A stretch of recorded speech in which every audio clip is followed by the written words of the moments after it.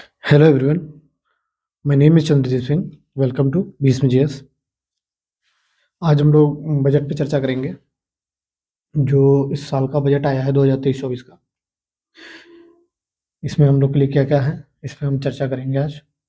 पहले तो हम जानेंगे कि बजट क्या है। सबसे पहले हम बजट जानने की कोशिश करेंगे।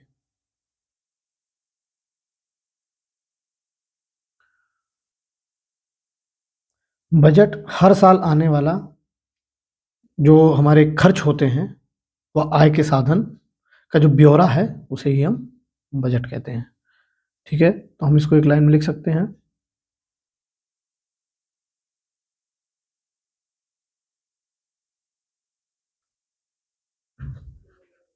बजट क्या है?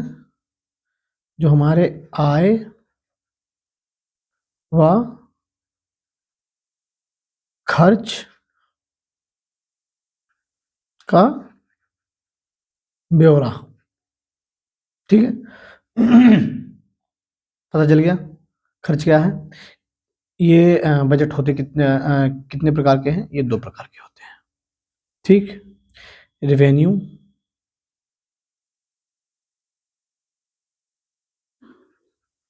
रेवेन्यू एक्सपेंडिचर, खर्च करना,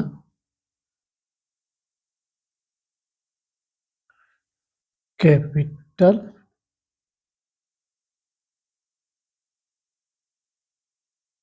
एक्सपेंडिचर।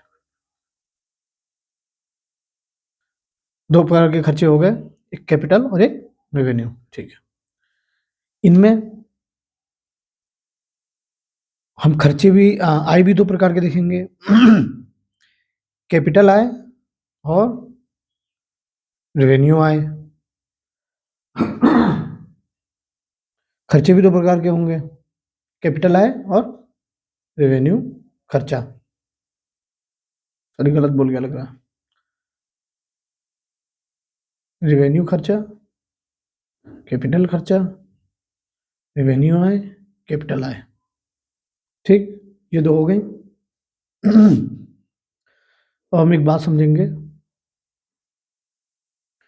एक शब्द आता है फिजिकल डेफिसिएट। फिजिकल डेफिसिएट क्या होता है इसमें?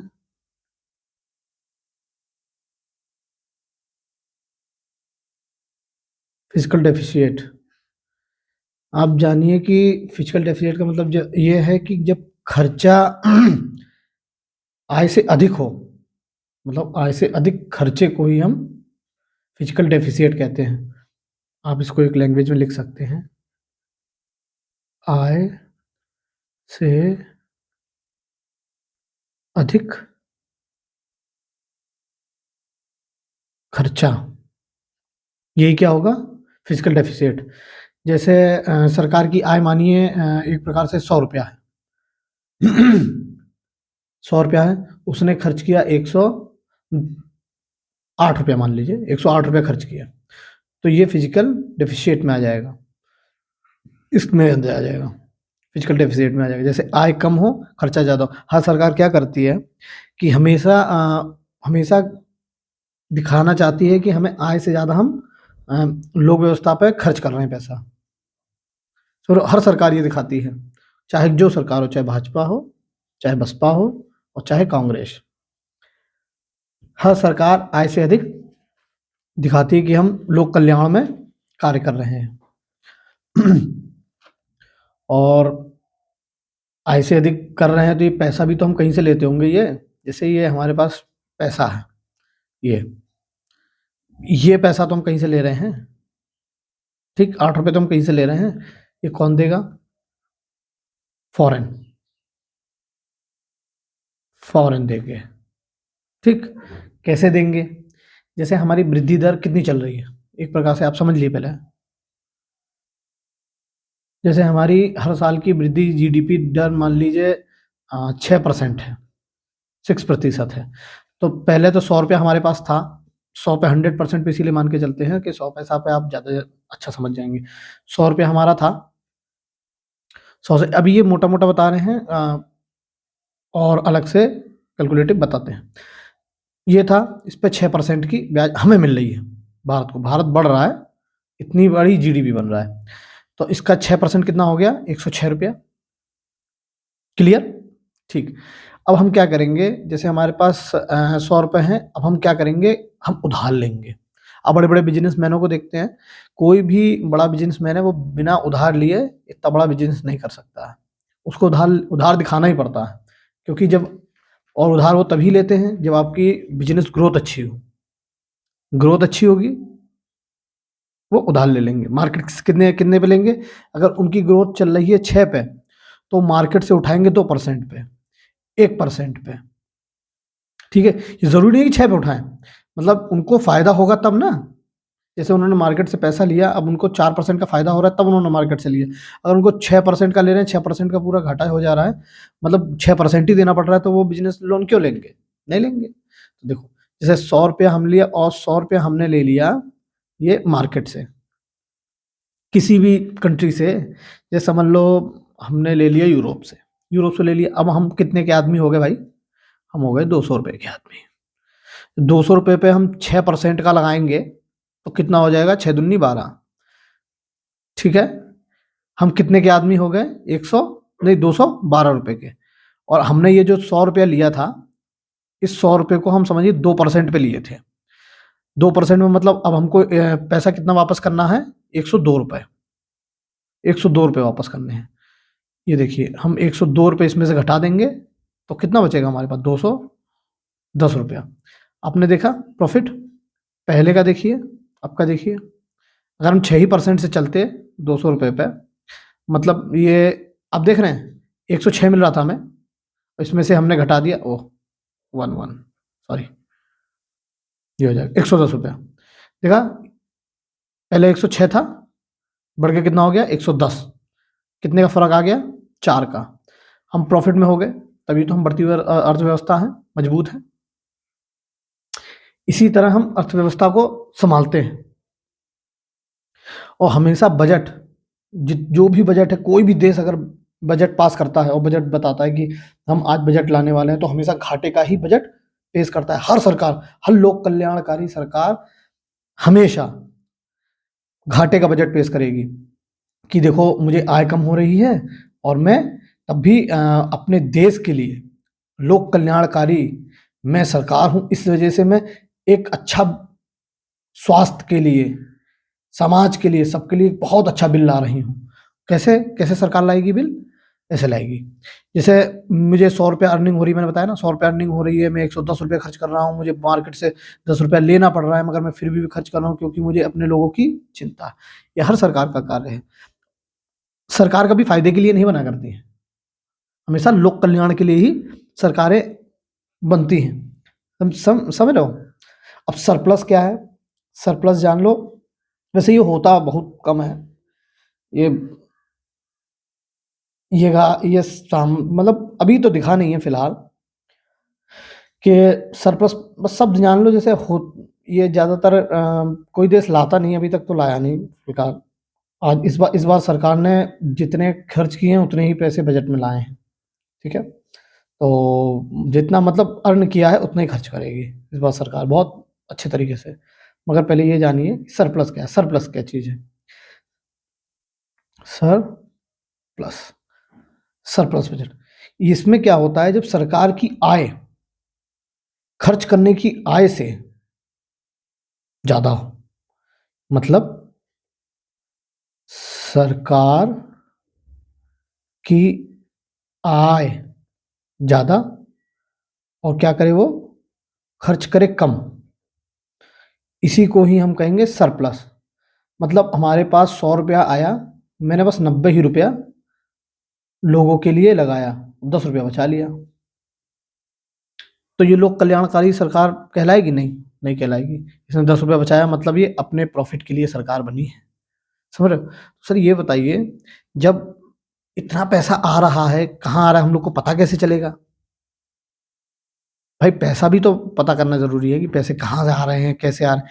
जब वो ड्राफ्ट वो बताते हैं, तब सारा खर्च और सारे आयात और निर्यात का ब्यौरा सबसे पहले वो कागज तैयार करके बताए जाते हैं।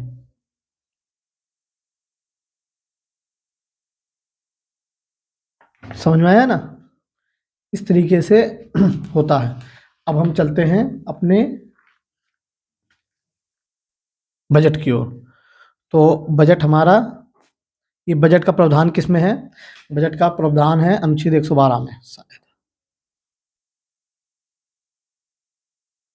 ये देखिए, हाँ, देखिए बजट का प्रावधान कितने में है? अनुच्छेद 112 में।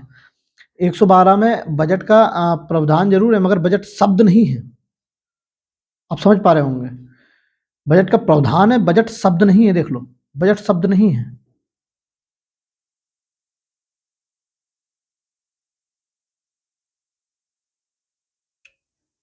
अरे यार, ये साला क्या हो गया? अरे प्रभु। ये देखिए, अनुच्छेद 112 में, छेद 112 में भारत में केंद्रीय बजट लाने की बात हुई, मगर बजट शब्द का कोई भी किसी भी प्रकार का लेना देना संविधान में नहीं है। उसमें सिर्फ ये लिखा गया है, वार्षिक वित्तीय विवरण। वार्षिक वित्तीय विवरण लिखा गया है। ये जो कि आपको हर साल लाना है। हर साल कब लाना है? फरवरी के पहले कार्य दिवस पर, मतलब 1 तारीख को। जैसे अब आया है ना 1 फरवरी को, और इस सरकार का ये पहला पूर्ण, मतलब आखिरी पूर्ण बजट है, आखिरी। अब जो बजट आएगा वो अंतरिम आएगा कुछ दिन के लिए। अब कोई दूसरी सरकार बनेगी तो वो क्यों मानेगी इस बजट को? अगला बजट लाएगी, वो अपना दूसरा बजट पेश करेगी। और इसी प्रकार से समझिए, ये आखिरी पूर्ण बजट है इस सरकार का, बीजेपी का आखिरी पूर्ण बजट। ठीक है, कब आता है? फरवरी के प्रथम माह में। ठीक है, ये, हाँ, कुछ लोगों को ये पता है कि नहीं, सारे सत्र पता है कि नहीं? सत्र, ये 3 प्रकार के सत्र होते हैं। सत्र जान लो, सत्र जानो। ठीक है, ये देखो, सत्र जानो। पहला BMW से आप याद रखिए, BMW, बजट। बजट ये है मानसून, और ये विंटर। ये 3 सत्र आते हैं। ठीक है, एक साल में ये 3 सत्र आते ही आते हैं। ये बस ऐसे मैंने बता दिया है। और इस बार जो भी बजट आया है उसे सप्तऋषि नाम दिया गया है। सप्तऋषि देख लीजिए आप।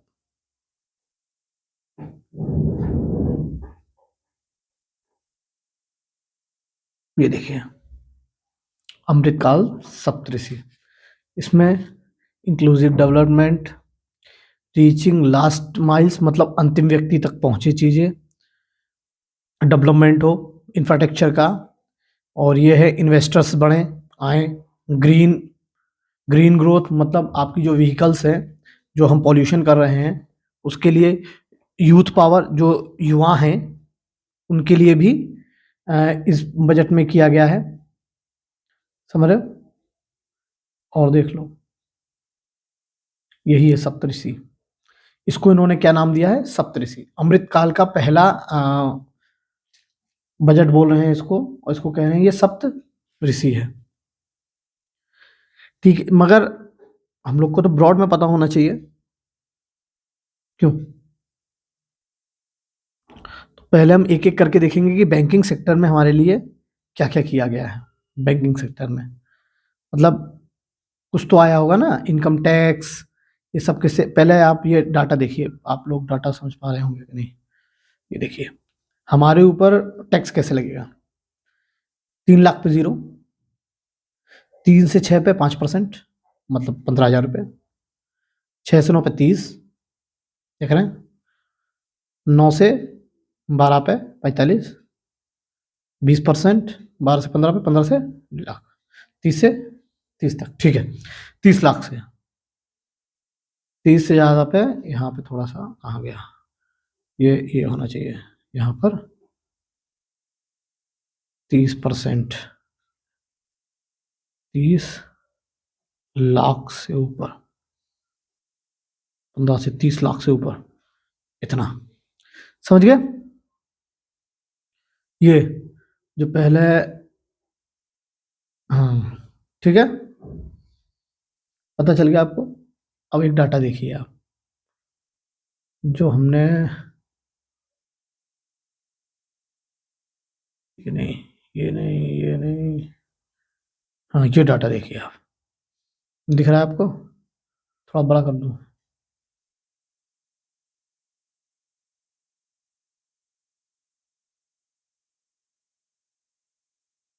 ठीक है, बड़ा पता नहीं कैसे हुआ यार। ठीक है, 2023 में देखिए, देखिए इतना पैसा रिसीव हो रहा है, कितना? 26 लाख करोड़ रुपया। सब लाख करोड़ रुपए की बात हो रही है यहाँ पे। ठीक, ये इकाई, दहाई, सैकड़ा, हजार, 10,000, लाख, 10 लाख, 18 लाख करोड़ रुपए, ठीक है, कैपिटल से आ रहे हैं। ये टोटल कितना रिसीव हो रहा है? 45 लाख करोड़ रुपए। ठीक, एक्सपेंडिचर कितना है हमारा? देखो, अब आप देखिएगा, ये तो हम पैसा आ रहा है, ये हमें पैसा आ रहा है, ये हमारा आय है। खर्चा भी देखिएगा, डिफिसिट, मतलब अभी तक कुल हमारा ये है। और आप अच्छे से समझेंगे तो हिंदी पेपर में जो दिया था, जो ये है, ये देखिए, समझिए इसको। राजस्व प्रतियां कितनी है? 26। और ये कुल भिन्न राजस्व 3। ये 18 पूंजी प्राप्ति, मतलब जो हमें रिसीव हुआ है पैसा। ठीक है, कुल प्रतियां 1 और 4 को जोड़ के, 1 और 4 को जोड़कर ये है, 1 और 4 कितना, मतलब एक इसको और 18 को जोड़कर आया है 45। समझ रहे हैं? ये कुल जो प्राप्त हुआ हमें, जो रिसीव हुआ है पैसा, रिसीव पैसा, यही तो था। देखिए 45 टोटल एक्सपेंडिचर। ठीक है, टोटल एक्सपेंडिचर कितना है? 45। वही चीज है ये। और देखिए, हम जो दूसरों से ब्याज ले रहे हैं ना, जैसे हमने जो पैसा मार्केट से उठाया है, हम उसका ब्याज भी तो भुगतान कर रहे हैं। ब्याज भुगतान कितना है हमारा? ये देखिए, 10 लाख करोड़ रुपया। ठीक, अब सुनिए, राजस्व घाटा।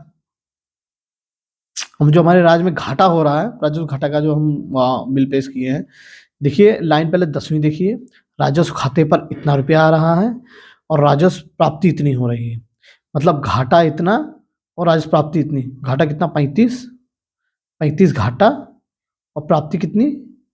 26। तो ये 10 लाख करोड़ कुछ रुपया आ रहा है, देखिए 10 लाख करोड़ रुपया कुछ आ रहा है। हम इतने को ना ध्यान में रखते हुए, हम सिर्फ और सिर्फ इसको ध्यान में रखेंगे बस। ये छोटा भी है और अच्छा भी है, समझ रहे हैं? देखिए, ठीक है, आप कभी भी मेंस पेपर लिखिए, आप हमेशा उसमें 1 से 2 लाइन, ज़्यादा डाटा नहीं है, इतना डाटा आप हो सकता है तो ये डाटा यूज़ कर लीजिएगा। ठीक है, ये डाटा यूज़ कर लीजिएगा, और ये तो तीनों ही कीजिएगा क्योंकि खर्च हमेशा पूछे जाते हैं। ठीक है, ये डाटा यूज कर लीजिएगा तो आपका मेंस में थोड़ा सा, देखो मेंस के क्वेश्चन में हमेशा बजट पे क्वेश्चन जरूर आता है। ठीक है, बजट में हमेशा मेंस पे कभी 150 अंक लिखने को आ जाएगा, कभी 250। 2017-18 का देखिएगा, 2018-19 का देखिएगा, 2019-20 का आप चेक कर लीजिएगा मेंस का पेपर। उन सब में बजट पे 150-250 वर्ड आपको लिखने को आए हैं। ठीक है, सीधी सीधी बात है, ये आए हैं। हमारी फाइनेंस मिनिस्टर कौन है इस समय? भाई पूरी कहानी हो गई, कहानी का पता ही नहीं चला योद्धा वाकई में कौन था। तो हमारी निर्मला सीतारमण है। ठीक है, कौन लाया है? निर्मला सीतारमण। इस बजट का नाम क्या रखा गया है? सप्तऋषि। ठीक है, ये किस काल का बजट है? इन्होंने इसको अमृत काल बोला है, भगवान जाने किस लिए। ठीक है, मैं एक स्लाइड आपको दिखाना चाहता था, वो है ये रही। हाँ, तो खर्चा और रुपया की बात हो जाए, आमदनी अठन्नी और खर्चा रुपया।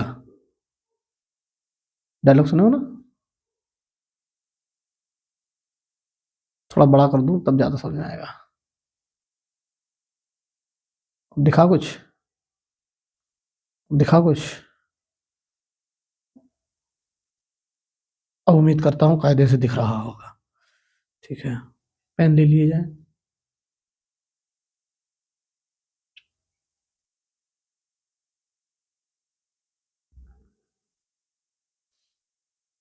ठीक है,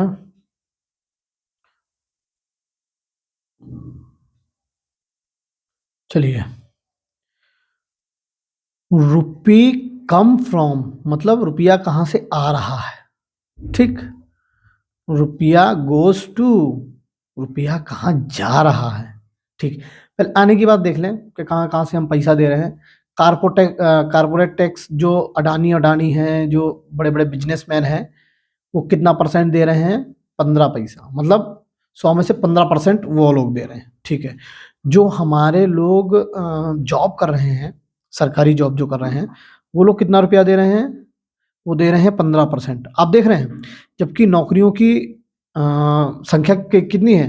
2% मान लीजिए, 2 ही % लोग सरकारी जॉब कर रहे हैं, और वो कितना पैसा दे रहे हैं? 15 पैसे दे रहे हैं, मतलब 15% दे रहे हैं इसका। और जिनके पास, अभी एक डाटा आया था, आपने, आपको याद है कि नहीं शायद, उसमें ये था, यूके का डाटा था शायद, उसमें ये था कि भारत में जो 90% पैसा है, कुल 1 से 2% लोगों के पास है। 1% लोगों के पास है 90% पैसा पूरे भारत का। 90% पैसा, और उस 90% में से सिर्फ 15% ब्याज, मतलब टैक्स ओनली। और जो अपनी ईमानदारी से जॉब कर रहे हैं, नौकरी कर रहे हैं, उनसे 15, ये, अरे ये तो छोड़िए, आप इनका जीएसटी देखिए, गुड एंड सर्विस टैक्स। ये देखिए, good and service tax, GST 17 पैसा, मतलब इनके खाते भर रहे हैं। आप समझ लीजिए, नॉन टैक्स में 6 पैसा छोड़ दिया, मतलब कुछ योजनाएं आई, कुछ भी आया, पैसा आया। ठीक है, इसमें जो करेंसी चेंज होती है उसमें 7। ठीक, जो हम बोरोइंग, मतलब बाहर से जो पैसा ले रहे हैं हम, उससे कितना कमा रहे हैं? 34 पैसा कमा रहे हैं। कितना कमा रहे हैं हम? 34 पैसा कमा रहे हैं, जिसको हम बाहर से पैसा लेते हैं, उधार लेते हैं, किसी कंट्री से पैसा ले रहे हैं कि लाओ आओ, अब हमें पैसा दे दो, उससे हम कितना पता कमा रहे हैं? 34%। ठीक, अब देखो हम खर्च क्या कहाँ कर रहे हैं। देखो, ये इंटरेस्ट पेमेंट, ये देख रहे हो, इंटरेस्ट, हमारा पैसा जा कहाँ रहा है? Goes to. इसको ये पेपर में बहुत लोग समझ नहीं पाते हैं, इस वजह से मैं सोचा बता दूं। ठीक है, 20%, मतलब हम कमा कितना रहे हैं? 34, ये रहा 34 हम कमा रहे हैं, और हम खर्च कितना कर रहे हैं, मतलब उस पे ब्याज कितनी दे रहे हैं? 20। तो मतलब हमारा बच कितना रहा है? 14। 14 हमारा पैसे पैसा है। ठीक, हमने डिफेंस पे इस बार बहुत कम पैसा कर लगाया, 8 पैसे। डिफेंस का बजट हमारा थोड़ा ठीक नहीं है, और पैसा हम पेंशन्स जिनको मिल रही है उन पे 4 ही कर रहे हैं, चूंकि 4% ही कर रहे हैं, क्योंकि देखो पेंशन चीज़ तो अब सही नहीं है। जो कि अभी एक आरबीआई का डेटा भी आया था, आरबीआई का डेटा आया था कि अगर ओल्ड पेंशन स्कीम दोबारा से शुरू हुई तो भारत में गरीबी की मात्रा बढ़ जाएगी। समझ रहे हैं ना, बहुत तेजी से आ सकता है वो। ठीक है, गरीबी बहुत तेजी से बढ़ेगी, क्योंकि तो 4% इसमें जा रहा। अगर आप जॉब कर लें, वो कर लें, तो फिर इस पे कोई टैक्स भी नहीं है ना, पेंशन पे। ठीक है, तो टैक्स ड्यूटी है शेयर मार्केट्स में 18, जैसे अब आप कोई भी पैसा लगाएंगे उसमें आपको 18 पैसा, आपको 18% आपको देना ही पड़ेगा, आपको देना पड़ेगा पैसा। ठीक है, ट्रांजेक्शन में 9 पैसा, देख लीजिएगा। जो स्कीम्स हैं 17 पैसा। अभी मैं बताता हूँ कि आपको कि कौन-कौन सी चीज़ कैसे-कैसे थी। अब ये बात हो गई, अभी इन पे चर्चा कर ली जाए। इन पर इंक्लूसिव डेवलपमेंट में चर्चा की जाए। भाई 7 इन्होंने सप्तऋषि कह दिया है, सप्तऋषि कहा क्यों है? पहले तो हम चलिए पहले न्यू स्लाइड खोलते हैं, जो अब मैं समझने में आसानी हो मुझे लिखने में।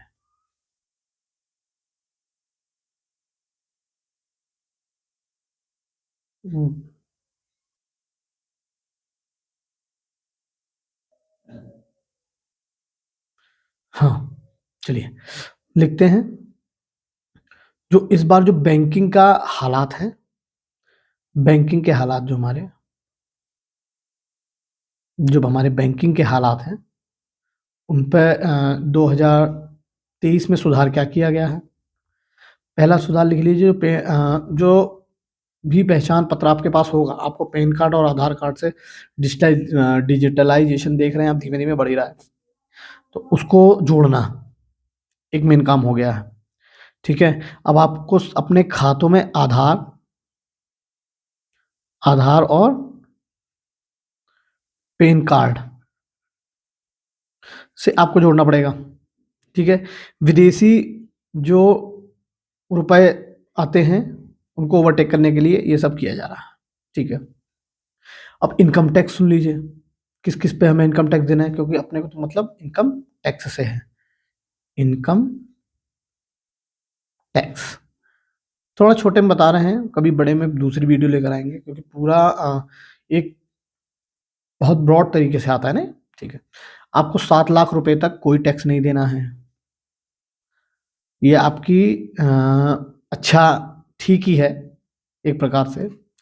और इस बार जो इनकम टैक्स है, उसमें से 6 पहले 6 स्लैब थे, इस बार 5 ही स्लैब है।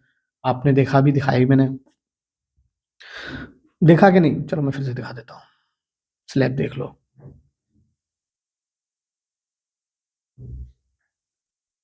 कहाँ चला गए?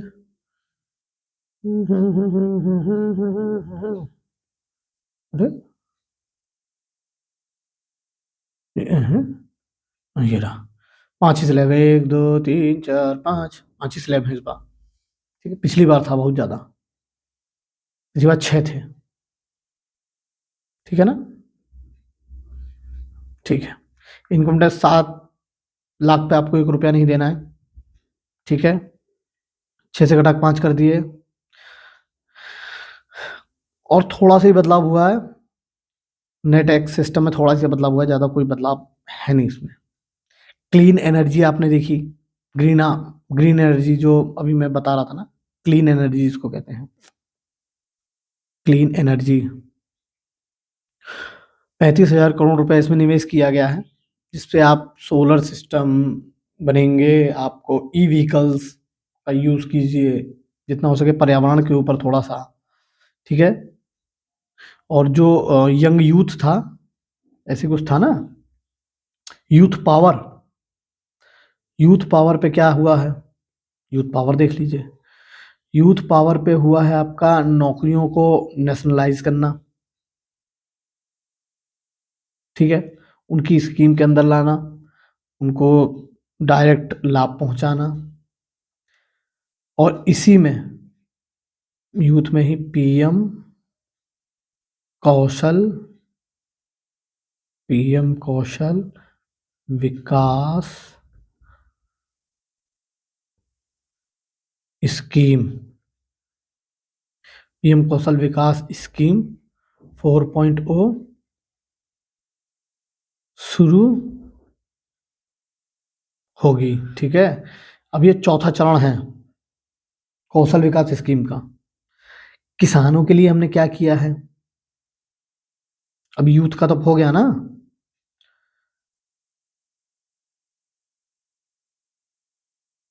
हाँ, एक चीज़ और लिख लीजिए इसमें, सॉरी।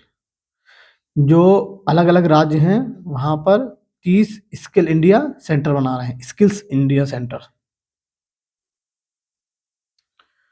आगे देखेंगे हम किसानों पर, किसानों के लिए क्या किया है? किसानों के लिए क्या है इस बजट में?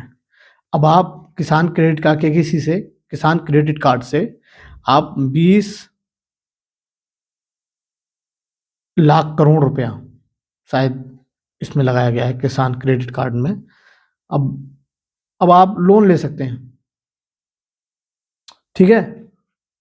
अब लोन की सीमा और बढ़ा दी गई है। इंफ्रास्ट्रक्चर में 10 लाख करोड़ रुपया निवेश किया है इस बार। रेलवे पर 24, हमारा विनिवेश का आपने देखा ना। स्वास्थ्य पर 150 नर्सिंग होम बनाए गए हैं, 150 मतलब 157, ठीक है। 2024 तक सारे उनको एनर्जेटिक कर देंगे। मेडिकल फील्ड में बढ़ावा दे रहे हैं, निजी क्षेत्रों को भी दे रहे हैं, सब कुछ सब दे रहे हैं, मगर फिर भी विकास नहीं हो रहा है। विकास कहाँ है? विकास यहाँ है, अमृतकाल में।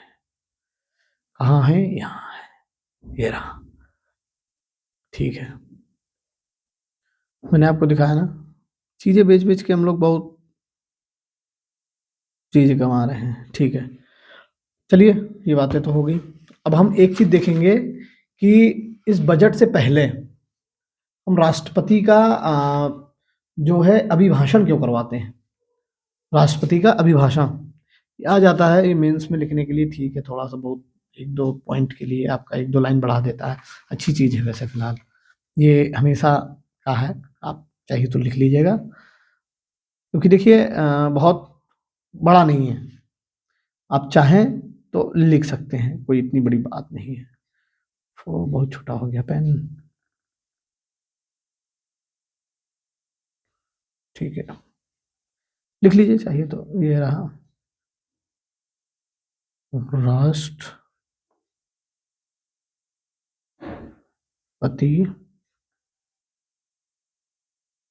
का अभिभाषण।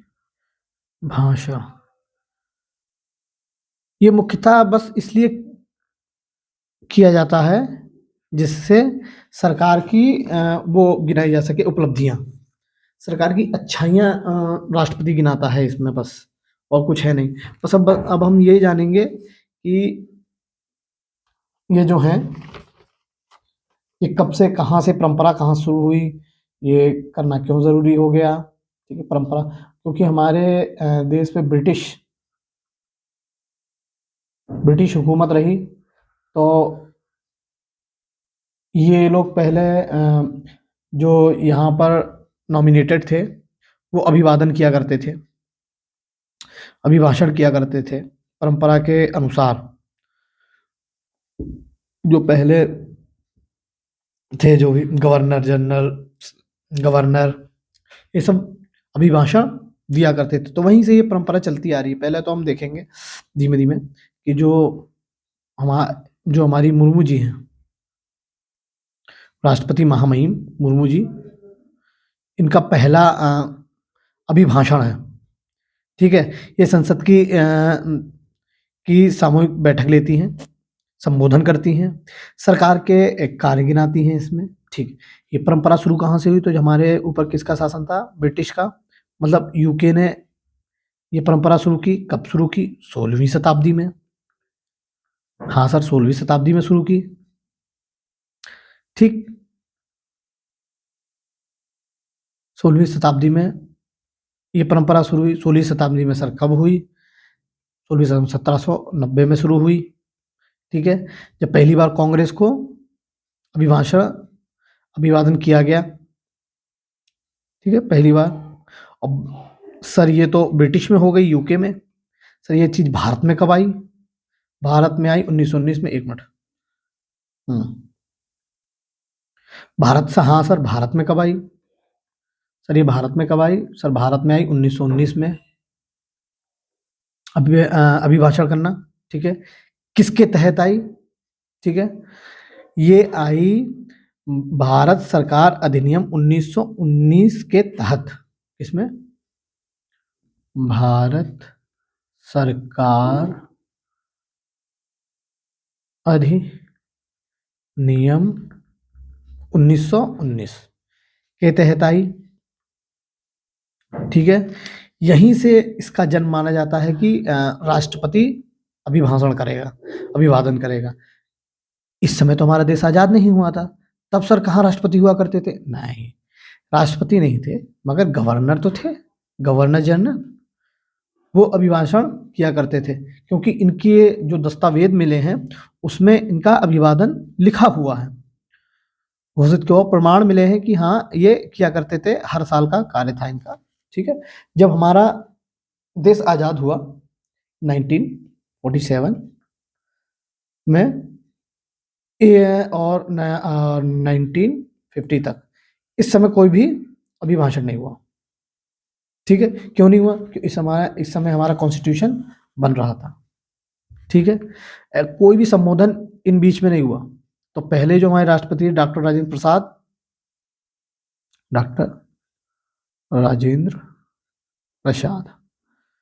ठीक, ये पहले हमारे राष्ट्रपति थे। ठीक, इन्होंने क्या किया, इस परंपरा को जारी रखा। तो पहला जो अभिवादन था, इन्होंने 31 जैन 1950 को पहली बार लोकसभा और राज्यसभा को संबोधन किया। लोकसभा व राज्यसभा का संबोधन किया। और यही चीज राज्यपाल को भी के पास भी है, वो विधानसभा और विधायिका को बुला के, विधानसभा को, विधान परिषद विधानसभा को बुला के दे सकती है। हाँ, तो ये किस अनुच्छेद में है? अगर है किसी अनुच्छेद में होगा ना भाई, कॉन्स्टिट्यूशन में लिखा है, मजाक थोड़ी है। तो अनुच्छेद लिख लो, आर्टिकल राष्ट्रपति के लिए लिख लो पहले 87 में, 87 में। ठीक है, हमारा जो संघ आता है, संघ 52 से 151 तक आता है अनुच्छेद। ठीक है, तो ये अब स्टेट की बात होगी। अब संघ के बाद क्या है? स्टेट। तो मतलब 150 से तो ज्यादा ही अनुच्छेद होगा। तो अनुच्छेद 176। ठीक है,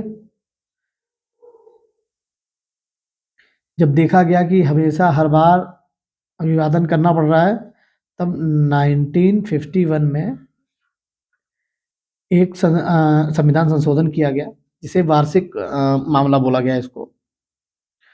ठीक है, इस अभिभाषण को वार्षिक मामला बोल दिया गया। ठीक है,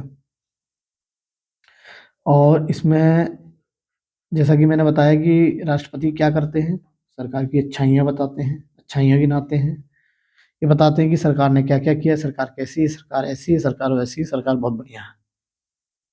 कुल मिला के राष्ट्रपति को अच्छे काम गिनाने पड़ते हैं सरकार के। ठीक है, फिर इनका एक प्रस्ताव आता है, धन्यवाद प्रस्ताव। लिख लेना, धन्यवाद, धन्यवाद प्रस्ताव आता है। ठीक, इस धन्यवाद प्रस्ताव का आंसर देते हैं हमारे पीएम।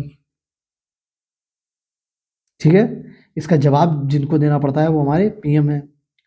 फिर इसी प्रस्ताव पे, जो भी प्रस्ताव आया है, इस पे मत होता है, मतदान किया जाता है। फिर ये मान लिया जाता है कि बजट पेश किया जाए और बताया जाए। ठीक है, ये कार्य हो गया।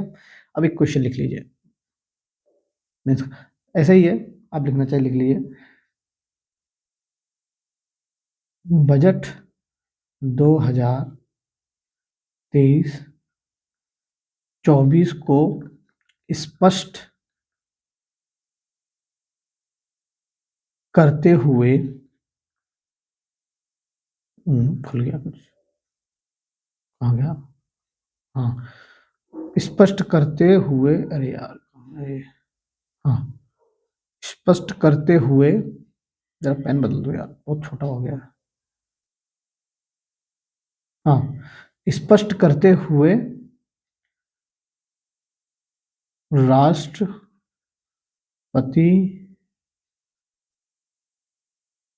के